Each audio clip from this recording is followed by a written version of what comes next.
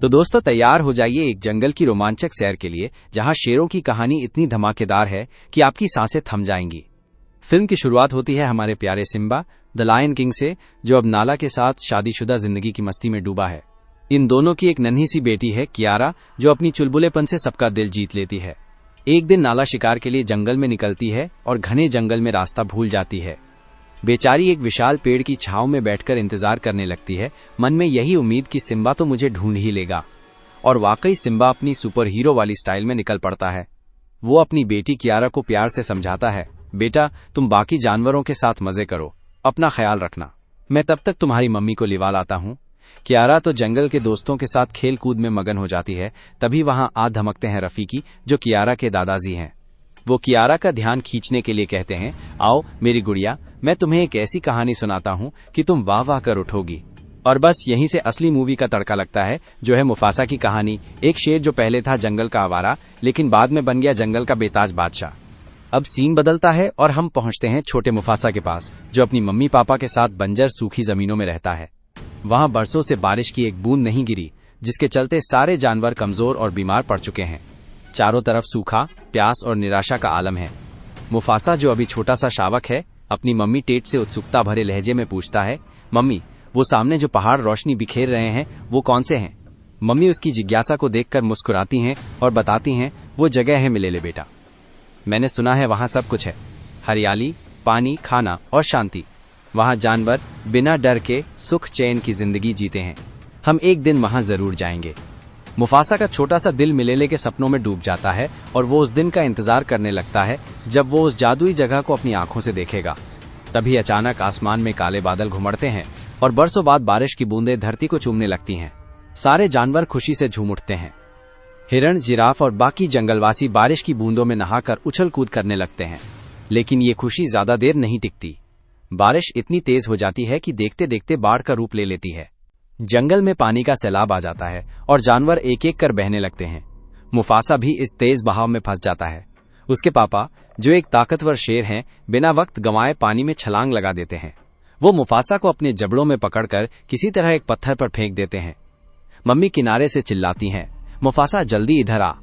लेकिन मुफासा डर से कांप रहा है, उसका छोटा सा दिल जोर जोर से धड़क रहा है। तभी एक विशाल हाथी पानी के बहाव में आता है और उस पत्थर को तोड़ देता है जिस पर मुफासा खड़ा था। मुफासा फिर से पानी में डूब जाता है, लेकिन किस्मत उसका साथ देती है। उसे एक तैरती लकड़ी मिल जाती है, जिसे पकड़कर वो अपनी जान बचा लेता है। पानी का तेज बहाव मुफासा को बहाते हुए एक छोटे से तालाब में ले जाता है। वहां उसकी मुलाकात होती है टाका नाम के एक छोटे शेर से। टाका, जो खुद भी एक शावक है, मुफासा को तालाब में तैरते देख चीखता है, अरे पीछे देख, मगरमच्छ। मुफासा का दिल धक से रह जाता है। वो तुरंत तैरकर किनारे की ओर भागता है। टाका उसका पंजा पकड़कर उसे बाहर खींच लेता है, लेकिन मगरमच्छ अब बिल्कुल उनके नाक के पास है, अपने विशाल जबड़ों को खोलकर तैयार। तभी टाका की मम्मी, जो एक नन्हा सा लेकिन साहसी शेर है, दहाड़ते हुए आती है और मगरमच्छों को भगा देती है। मुफासा और टाका राहत की सांस लेते हैं, लेकिन टाका की मम्मी सख्त लहजे में कहती हैं, हम इसे अपने ग्रुप में नहीं रख सकते, हमारे ग्रुप का नियम है कोई बाहरी नहीं। मुफासा तुरंत बोल पड़ता है, मैं बाहरी नहीं हूँ, मेरे पापा तो अपने इलाके के किंग हैं।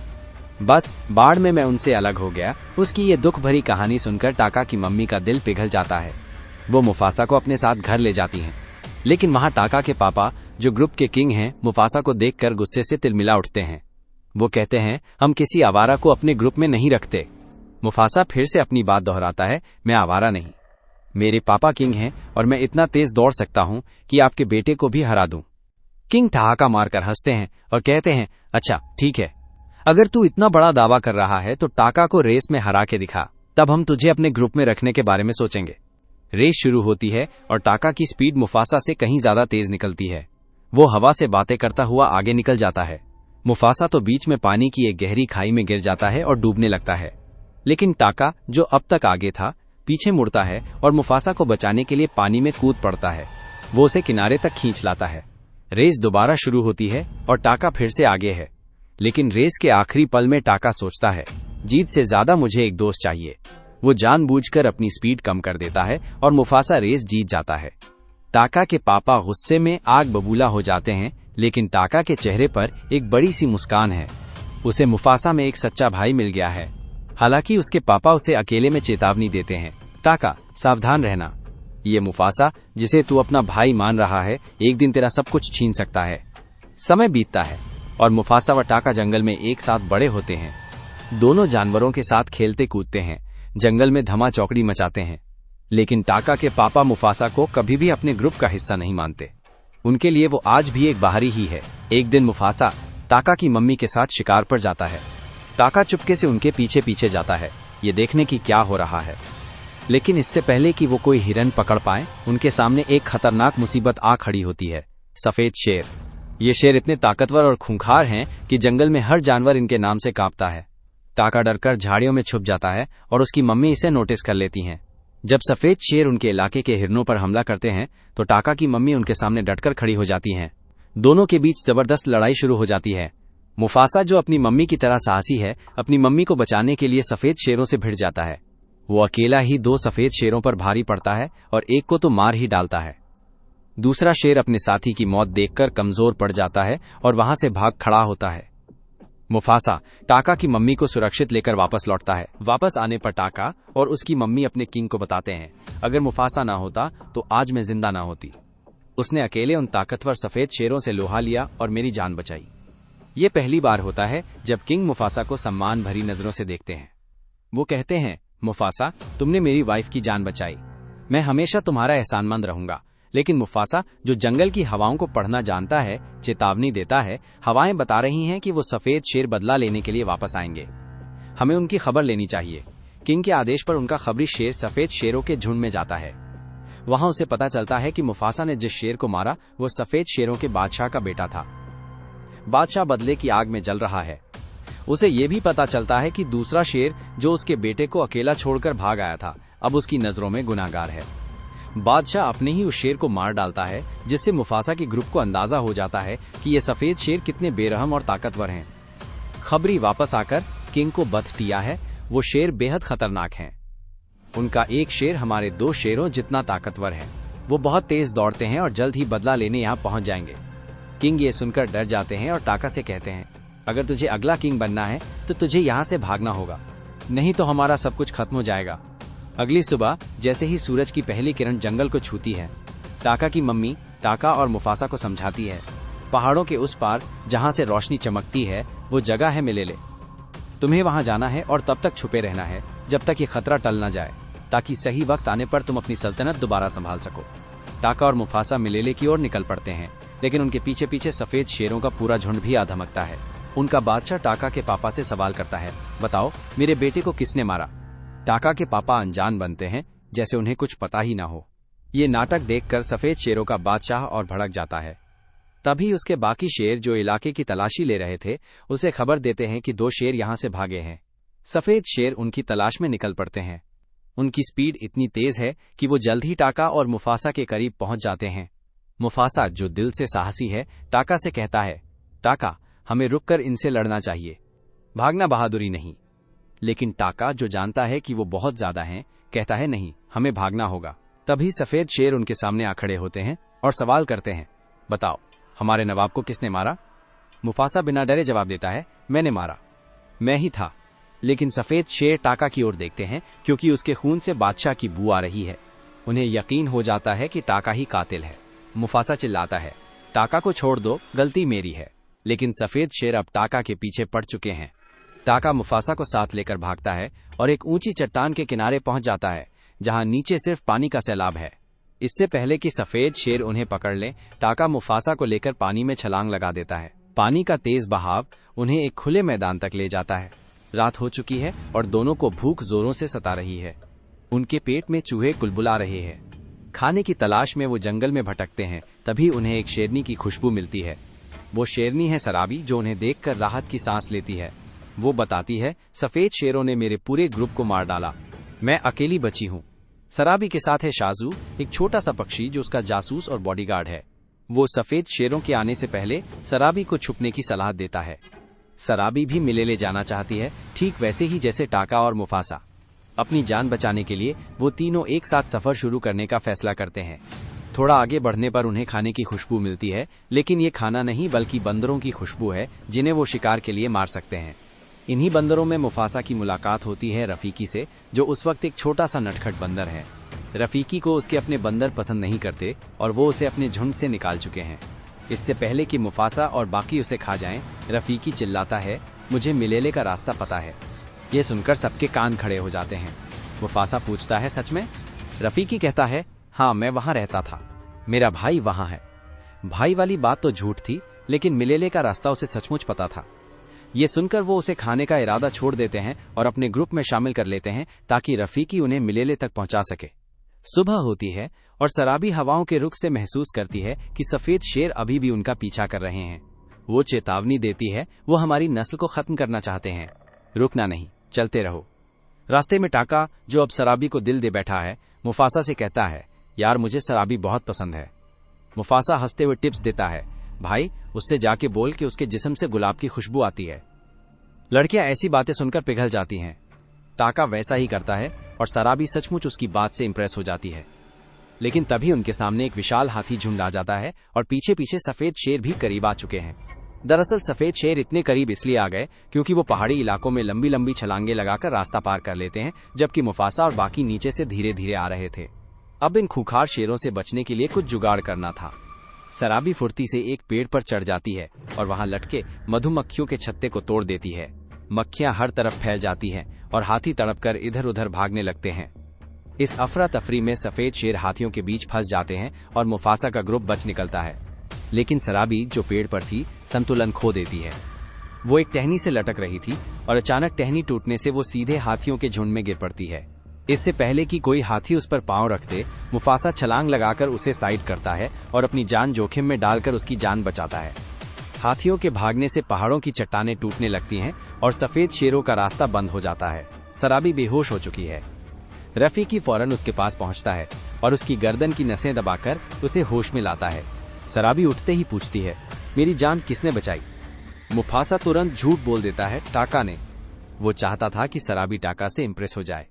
टाका तो ये सुनकर हैरान रह जाता है। शराबी टाका को थैंक्स कहती है, लेकिन रफीकी, जिसने पूरी घटना अपनी आंखों से देखी थी, उसके दिल में मुफासा के लिए इज्जत और बढ़ जाती है।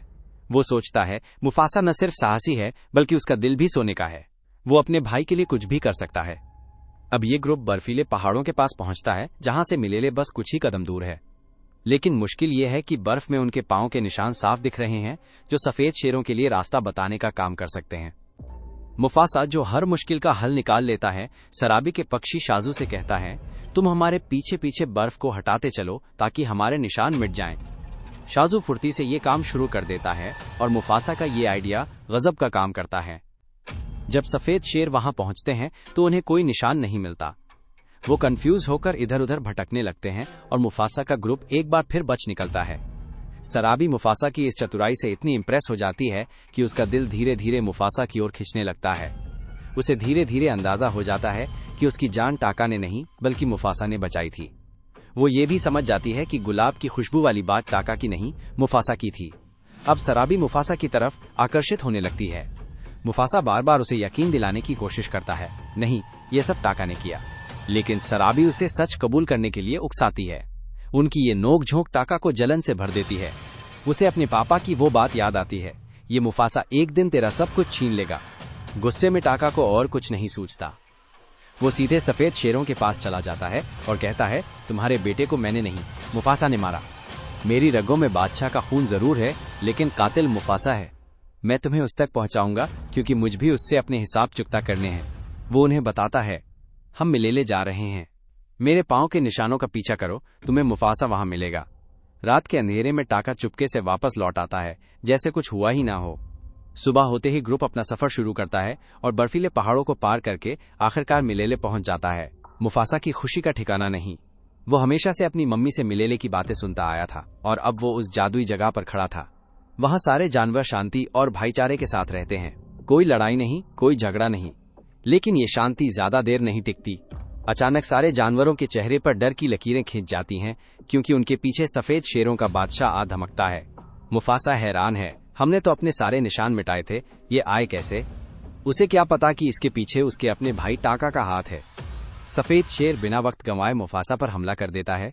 मुफासा उसे धक्का देकर दूर करता है, लेकिन तभी टाका सामने आता है और सच उगल देता है, मैंने सफेद शेरों को यहाँ बुलाया। मुफासा का दिल टूट जाता है।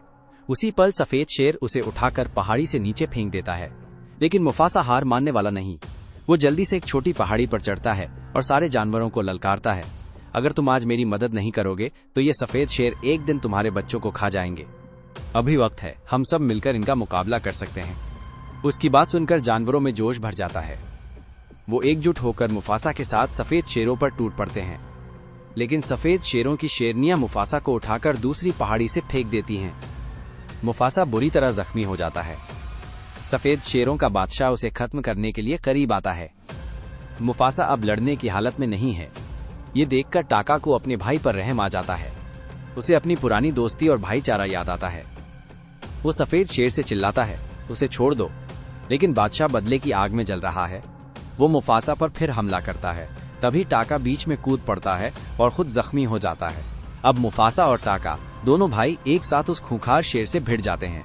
तभी पहाड़ों में भूकंप आता है, चट्टानें टूटने लगती हैं और वो जगह जहां वो लड़ रहे थे धंस जाती है। तीनों पानी में गिर पड़ते हैं। मुफासा देखता है कि एक विशाल पत्थर उनकी ओर आ रहा है। वो फुर्ती से साइड हटता है और सफेद शेर को पत्थर के नीचे धकेल देता है। पत्थर गिरते ही सफेद शेर दबकर खत्म हो जाता है। बाकी सफेद शेर और शेरनियां अपने बादशाह की मौत देखकर डर से भाग खड़े होते हैं। मिलेले के सारे जानवर मुफासा की इस बहादुरी को देखकर उसे अपना नया बादशाह चुन लेते हैं। मुफासा की खुशी का ठिकाना नहीं, हर तरफ उसके ही चर्चे हैं। तभी कोई उससे मिलने आता है, उसकी मम्मी। वो अपने बड़े हुए बेटे को पहचान तो नहीं पाती, लेकिन उसके नाम से उसे गले लगा लेती है। दोनों इमोशनल होकर एक दूसरे से लिपट जाते हैं। मुफासा को पता चलता है कि उसके पापा बाढ़ में मारे गए थे। तभी टाका आता है और मुफासा से माफी मांगता है, लेकिन जानवर चिल्लाने लगते हैं, इसे माफ मत करो, ये गद्दार है, इसने सफेद शेरों को यहाँ बुलाया। मुफासा सबको डांटता है, मेरा हुक्म है कि टाका यहीं रहेगा, मेरा भाई मेरे साथ रहेगा। लेकिन टाका को अपनी गलती का गिल्ट खाए जा रहा है। वो कहता है, मुझे कभी याद मत करना, और गुमनाम पहाड़ों की ओर चला जाता है। रफीकी की ये कहानी यहीं खत्म होती है और सीन वापस कियारा के पास आता है। जैसे ही कहानी खत्म होती है, कियारा के पापा यानी सिम्बा नाला को ढूंढकर ले आते हैं। कियारा को पता चलता है कि उसका एक छोटा भाई भी है। वो खुशी से उछल पड़ती है। सारा परिवार एक साथ मस्ती करता है और बस यहीं इस धमाकेदार कहानी का अंत हो जाता है।